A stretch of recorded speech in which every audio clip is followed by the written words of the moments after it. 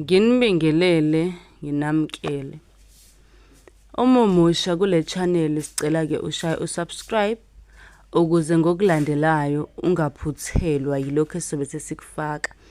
Likhumbule ukuthi imibuzo enibuzayo ngizobuya futhi ngizoyiphendula ngevideo. Okwakho ukuthi ubuke ivideo uyiqede, usubscribe, ulike, ucele phela nohleli nabo bezosubscribe. Obuzile ke lapha kuma comment usibuze ngomadlozana. Uthi ke umadlozana usebenzani? Uma udinga ke nawe umadlozana uzothatha inamba ebhaliwe sikwazi ukuthi sikuthumelele yona. Umadlozana ungumuthi omkhulu wedlozi ongena emagobongweni edlozi. Uyalikhuphula idlozi. Ekukhuphuleni idlozi ke uyaye uthakwe namaphakama. Kuya ngedlozi ke noma ngenhlobo yedlozi. Uma kuyidlozi lasemanzini uyaye uthakwe nephakama lasolwandle kanye neminye imithi yedlozi. Uma kungelona idlozi lasemanzini uye uthakwe nephakama langaphandle. Umadlozana muhle kakhulu nasekucaciseni amaphupho. Ukhonze kakhulu izangoma nothwasa. Muhle kakhulu umadlozana nasekugezeni idlozi. Uyangena ke futhi ey'ndukwini ezimhlophe zokugeza amanzi amnyama. Kanti ke nabantu phaqa nabo bayawuthaka emithini yabo yenhlanhla. Bayaye ke bewuqhathe nezinduku ezifana nonhlahla emhlophe, iphuphuma, ivuma kubonga,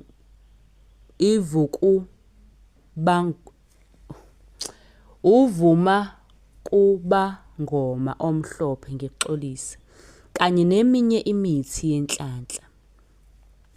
Kanti futhi kumele ukwazi ukuthi uyaphalaza ngawo umadlozana. Kuyagqonywa futhi ngaye kugezwe. Le nduku yinhle kakhulu ke uma igiya nomusa kanye neningizimu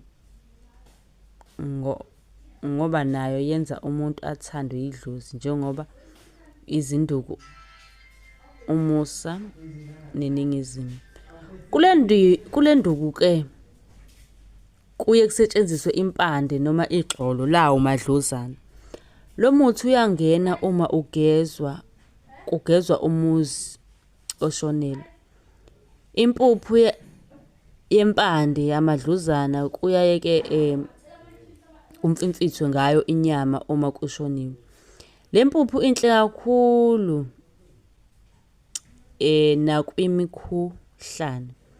Iyaye ikhothwe ke ikhothelwe ukwelapha umkhuhlane. Yenza inhliziyo ithande ukudla ibe ne-appetite. Umadlozana muhle kakhulu nasekudonseni kwezamabhizinisi. Ngabe ke nawe uyawudinga umadlozana? Usungasithinta ke kwinombolo ebhaliwe ukuze sizokwazi ukuthi ke sikuthumelele la ozobe ukhona. Ungakhohlwa ukuthi inamba yethu iyatholakala ephejini la Facebook, ephejini la TikTok. Ungakhohlwa ke nawe ukusibuza imibuzo ofisa ukuthi iphendule lapha ku WhatsApp. Sikunike imininingwane ukuthi sisebenza kanjani. Kanti ke kuningi okunye okukhona, izincwadi zikhona, izinsipho, eminye imithi ethakiwe eminingi. Okwakho ukusibhalela kwinamba ebhaliwe ositshela ukuthi ikuphi okudingayo. Siyabonga.